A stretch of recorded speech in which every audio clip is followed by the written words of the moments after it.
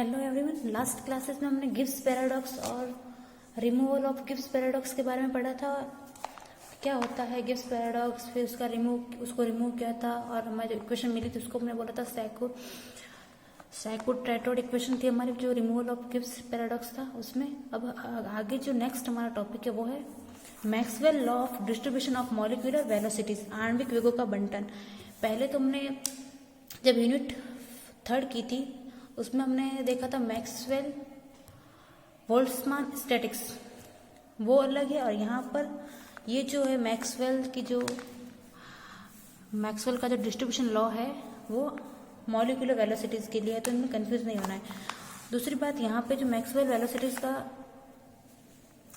का जो distribution law है वो किस तरीके से, देखो हमने काइनेटिक थ्योरी ऑफ गैस के बारे में अगर बात करें तो उसमें क्या होता है कि किसी पात्र में अगर कोई गैस भरी हुई है तो उसमें जो मॉलिक्यूल होंगे, जो गैस के जो सारे मॉलिक्यूल्स हैं वो रैंडमली मूव करते हैं, किसी भी डायरेक्शन में मूव कर सकते हैं, उस डायरेक्शन में जा सकते हैं, इसमें आ जा सकते हैं, यहाँ पर किसी भी डायरेक्शन में मूव कर सकते हैं। और जब ये मूव करते हैं तब ये इस पात्र की दीवार से भी टकराएंगे और एक दूसरे से भी टकराएंगे, इस मॉलिक्यूल्स की टक्कर, आपस में भी टक्कर होगी इनकी। तो इस टक्कर के बाद ये अपनी जो वेलोसिटी है वो चेंज करते रहेंगे, किसी भी दिशा में मूव कर सकते हैं, और उनकी जो वेलोसिटी होगी वो 0 से इन्फिनिटी कुछ भी वेलोसिटी हो सकती है। यही था काइनेटिक थ्योरी ऑफ गैसेस। अब मैक्सवेल ने क्या बताया कि जो जैसे कि मान लो यहाँ पर इसकी वेलोसिटी 100 मीटर पर सेकंड से 150 मीटर पर सेकंड है, तो इसके बीच में इस रेंज में कितने मॉलिक्यूल इस वेलोसिटी के कितने मॉलिक्यूल्स आ रहे हैं।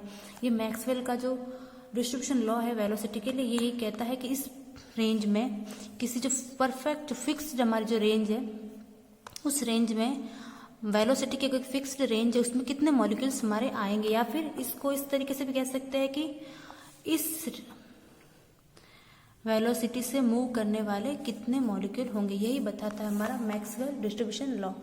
अब यहाँ पर इसने इस लॉ को, जब इस डिस्ट्रीब्यूशन लॉ को डेराइव किया तो इसमें कुछ अजम्पशन माने थे। अजम्पशन बोले तो एक तरीके से आप लिमिटेशन भी बोल सकते हो कि ये कंडीशन होगी तब ये हमारा फॉर्मूला अप्लाई होगा, इसके अलावा अगर कोई कंडीशन होगी तो वहां पर ये फॉर्मूला एप्लीकेबल नहीं होगा।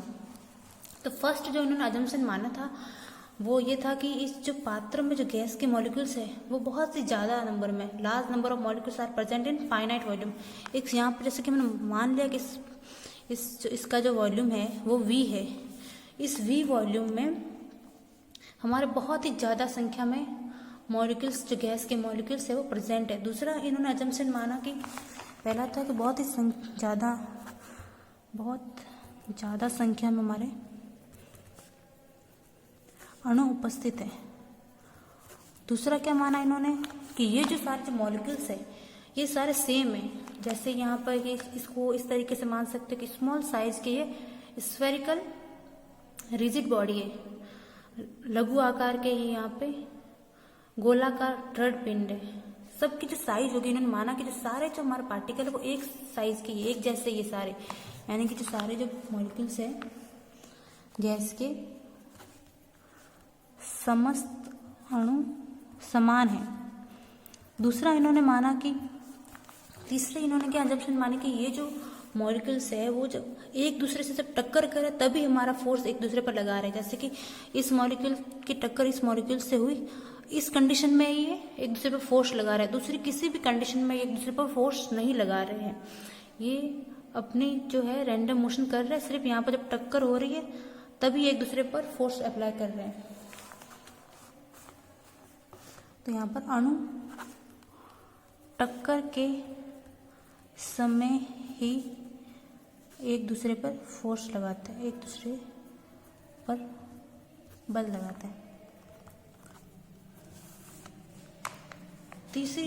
चौथी जो यहाँ पर उन्होंने माना था कि जो टक्कर हो रही है या तो इस वॉल से टकराएंगे या फिर ये एक दूसरे से टकराएंगे।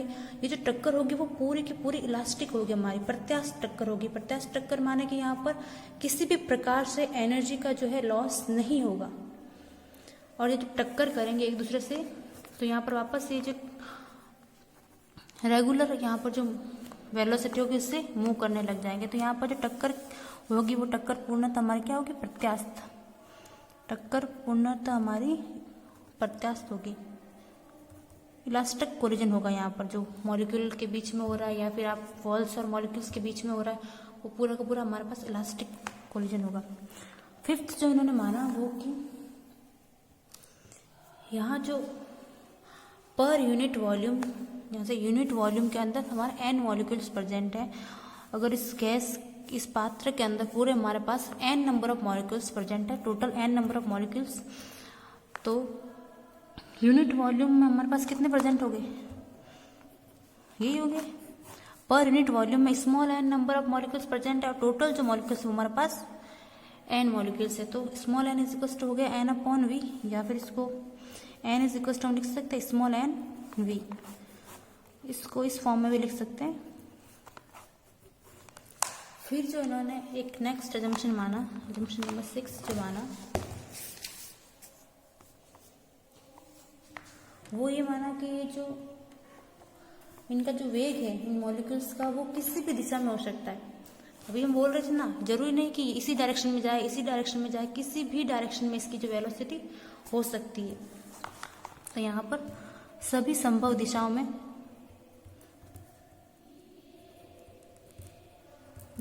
में गति संभव है।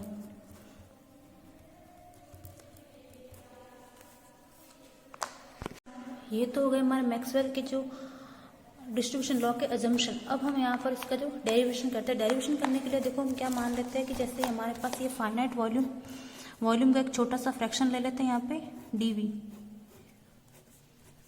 एक वॉल्यूम अल्पांश, आयतन अल्पांश लिया है हमने, वो है dv, और यहाँ पर एक जैसे हम फ्रेम ऑफ रेफरेंस कंसिडर कर लेते हैं,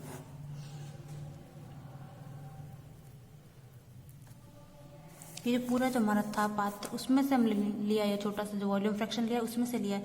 यहाँ पर कोई एक मॉलिक्यूल है जिसकी जो वेलोसिटी का मैग्नीट्यूड है वो क्या है c इसकी वेलोसिटी। अब यहाँ पर डायरेक्शन देखिए, जैसे कि यहाँ पर हो गई x डायरेक्शन, ये x डायरेक्शन हो गई हमारी, ये y डायरेक्शन और ये होगी z डायरेक्शन। तो इसकी जो वेलोसिटी की जो कंपोनेंट है x डायरेक्शन में क्या है u, मान लेते हैं कि x डायरेक्शन में इसकी जो वेलोसिटी है वो u है, y डायरेक्शन में इसकी जो वेलोसिटी है वो है v, और z डायरेक्शन में इसकी वेलोसिटी w। अगर हम इस वेलोसिटी कंपोनेंट के मैग्नीट्यूड की बात करें तो वो क्या हो जाएगा, c square is equal to u square plus v square plus w square, यही होगा। टोटल मॉलिक्यूल की वेलोसिटी तो है हमने c कंसीडर करी है कि उसकी वेलोसिटी c है। अब ये तो होगी x डायरेक्शन में वेलोसिटी, ये होगी y डायरेक्शन में और ये होगी z डायरेक्शन में। इन तीनों का सम कर दिया तो ये वेलोसिटी आ गई हमारे पास। दूसरी बात कि यहाँ पर जो रेंज ले लें हम, यहाँ पर जैसे c plus D C, c से c प्लस डी सी, और यहाँ पर x डायरेक्शन में इसकी रेंज हो जाएगी, वो हो जाएगी u से u प्लस डी यू। और इस तरीके से y में हम रेंज ले लेते हैं, जैसे हम स्टार्टिंग में देखा था ना 100 से 150 मीटर पर सेकंड वाली रेंज ले रहे हैं, इसी तरीके से हम जो इस रेंज में बात कर रहे थे ना, कैसे इस किसी रेंज में हमने कितने मॉलिक्यूल से या फिर इस वेलोसिटी से कितने मॉलिक्यूल्स हमारे इस पात्र के अंदर उपस्थित है इस रेंज, इस वेलोसिटी वाले। तो उसी तरीके से हम x डायरेक्शन में मान लेते हैं कि जो ये रेंज हमने ले ली u से u प्लस डी यू, और y में हमने ले ली v से हमने ले लिए v प्लस डी वी। और इसी तरीके से z डायरेक्शन में हमने क्या लिया है w से w प्लस डी डब्ल्यू। अब यहाँ पर एक चीज, यहाँ पर मॉलिक्यूल्स है हमारे पास जो जिसकी हमने देखना है कि इस वेलोसिटी से कितने मॉलिक्यूल्स जा रहे हैं, यानी एक तरीके से प्रायिकता देखनी है, प्रोबेबिलिटी देखनी है। तो वो किस पे डिपेंड करेगी, पहली बात तो ये कि उस वेलोसिटी पे कितने वेलोसिटी रेंज ले रहे हो वाली, दूसरी इन दोनों के बीच में डिफरेंस कितना होगा उस पे। समझ रहे हो ये बात? देखो जैसे कि x डायरेक्शन में देखें हम, तो यहाँ पर 100 की जगह एग्जांपल दे रहे हैं हम 100 से 150, यहाँ पर फिक्स नहीं, कुछ भी वेलोसिटी हो सकती है। 100 की जगह हमने क्या लिया है, u लिया है, और इसकी जगह लिया है डी यू, नहीं u प्लस डी यू। इनके बीच में डिफरेंस कितना आएगा, फिर डी यू का आएगा। तो यहाँ पर जो किसी एक डायरेक्शन में, पर्टिकुलर एक डायरेक्शन देखो या किसी भी डायरेक्शन में, उस मॉलिक्यूल्स की जो प्रोबेबिलिटी होगी वो डिपेंड करेगी आपकी u और डी यू पे, यानी कि वेलोसिटी और उसके डिफरेंस पे डिपेंड करेगी। तो अब हमारा जो यहाँ पर x डायरेक्शन में जो वेलोसिटी हो जाएगी इसकी, सॉरी रेंज है हमारी एक्स डायरेक्शन में यू से यू प्लस डी यू, तो यहाँ पर इसकी जो प्रोबेबिलिटी होगी इस डायरेक्शन में वो हो जाएगी हमारे पास एक्स डायरेक्शन में u मतलब फंक्शन ऑफ कुछ भी वेलोसिटी होती है तो ये इस वेलोसिटी का फंक्शन, दूसरा इसका डिफरेंस वेलोसिटी। अभी हमने देखा इस तरीके से यहाँ पे एफ यू लिखा, ये u का फंक्शन है, दूसरी यहाँ पर इनका डिफरेंस क्या है डी यू। इसी तरीके से y में भी होगा, y में क्या रेंज है हमारी v से v प्लस डी वी, तो यहाँ पे क्या होगी इसकी probability F V D V. इसी तरीके से अगर हम जेड में देखें तो जेड में हमारे पास क्या है डब्ल्यू से डब्ल्यू प्लस डी डब्ल्यू, तो इस डायरेक्शन में यहाँ पे हो जाएगा जेड डायरेक्शन में हो जाएगी एफ डब्ल्यू डी डब्ल्यू।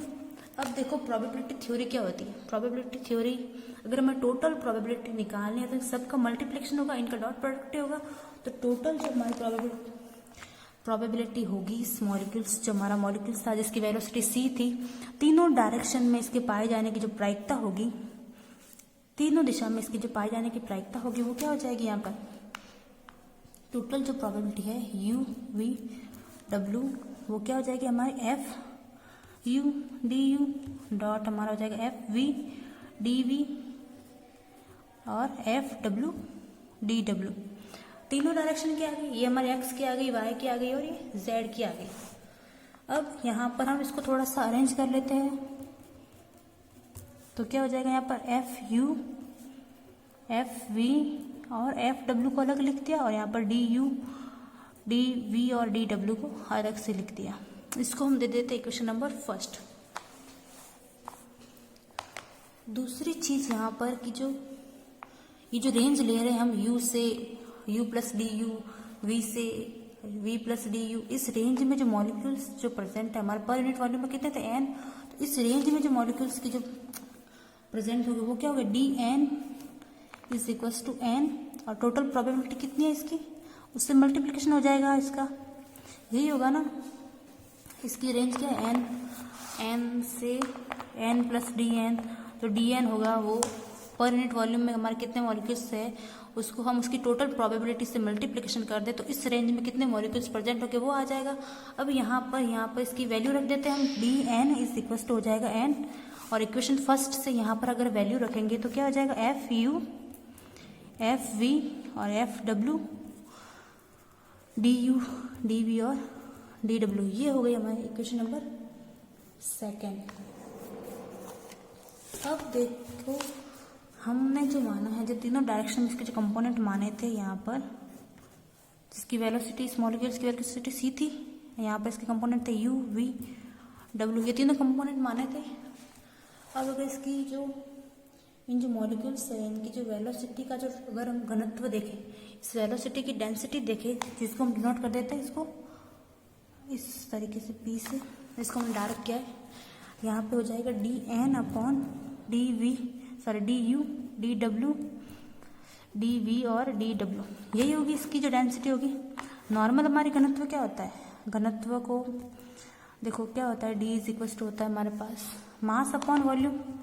एक तरीके से यहाँ पर वेलोसिटी के तीनों डायरेक्शन में कंपोनेंट क्या है हमारा D U D V D W, ये एक तरीके से वॉल्यूम हो गया, और डी एन हमारा क्या होगा मास, यानी कि उस डायरेक्शन में हमारे उस रेंज में हमारे कितने मॉलिक्यूल्स प्रेजेंट है डी एन, तो ये हो जाएगी प्रोबेबिलिटी हमारे वेलोसिटी की D N upon D U D V और डी डब्ल्यू। अब यहाँ से जो इक्वेशन नंबर सेकेंड है, यहाँ से हम D N upon D U D V और डी डब्ल्यू की अगर वैल्यू रखें तो हमारे पास डेंसिटी क्या आ जाएगी हमारे पास P इज इक्वल्स टू एक second D U D V और डी डब्ल्यू। यहाँ पर इसकी वैल्यू रखेंगे तो D N upon D W की वैल्यू आ जाएगी N F U F V और एफ डब्ल्यू, यही आएगी ना हमारे पास डी एन। फॉर्मूला हमारे पास क्या था, sorry D N is equal to क्या था हमारे पास N D U D V D W और एफ यू एफ वी और एफ डब्ल्यू, यहाँ से अगर डी एन अपॉन इसको करोगे तो एन यही बचेगा हमारे पास, इसको दे देते इक्वेशन नंबर 3।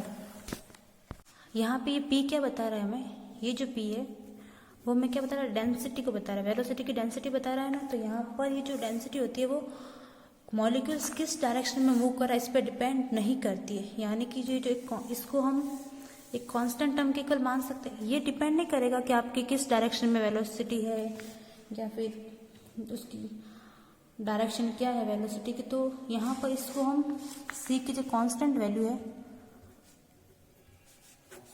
कांस्टेंट वैल्यू के लिए हम मान लेते हैं कि ये जो वैल्यू हमारे पास एफ यू, एफ वी और एफ डब्ल्यू वो क्या है, कांस्टेंट है। सी की कांस्टेंट वैल्यू यानी कि जो मॉलिक्यूल्स की जो वेलोसिटी थी वो सी हमने कांस्टेंट माना, तो उसके लिए ये जो कंपोनेंट है उनको हम कांस्टेंट के इक्वल मान लेते हैं। अब इसका अगर डिफ्रेंशिएशन करें, डिफ्रेंशिएशन करते हैं इसका, तो ये पूरा कांस्टेंट का इक्वल है ना, तो एन वी यहाँ पे इसका डिफ्रेंशिएशन करोगे तो N F U F V और F W as it is, और कांस्टेंट का डिफ्रेंशिएशन क्या हो जाएगा 0। यहाँ से अगर एन भी यहाँ पर कांस्टेंट है तो इसको भी 0 के इक्वल कर देता है, D F U F V और F W is equal to आ जाएगा 0। अब इसको हम सॉल्व करते हैं, एक एक का डिफ्रेंशिएशन करते हैं। तो यहाँ पर पहले हम F V U dot V dot W से उस फॉर्मूला से कर रहे हैं हम, तो F U F V F W as it is है, यहाँ पे आ जाएगा हमारे पास u अपॉन डेल यू। पार्शियल डिफरेंशिएशन कर रहे थे यानी कि ये दो टर्म कांस्टेंट रहेगी, अगर आपस इसका करेंगे तो यहाँ पर अब क्या रहेगा एफ यू और F W del F V upon del V, plus में हमारा क्या हो जाएगा एफ यू एफ वी और यहाँ पे हो जाएगा del F W upon D W is equal to क्या है 0। इसको दे देते हैं इक्वेशन नंबर 4। अब जो इक्वेशन 4 है उसको हम डिवाइड कर देते हैं, equation 4 divided by F U F V और एफ डब्ल्यू। जब इसको हम एफ यू एफ वी और एफ डब्ल्यू से डिवाइड करेंगे तो यहाँ से वी और डब्ल्यू वाली टर्म कट जाएगी हमारे पास, तो यहाँ पे क्या रहेगा 1 अपॉन एफ यू डेल और यहाँ पे एफ यू। इसी प्रकार यहाँ पे रहेगा F V del F V और यहाँ पे हो जाएगा डेल वी, प्लस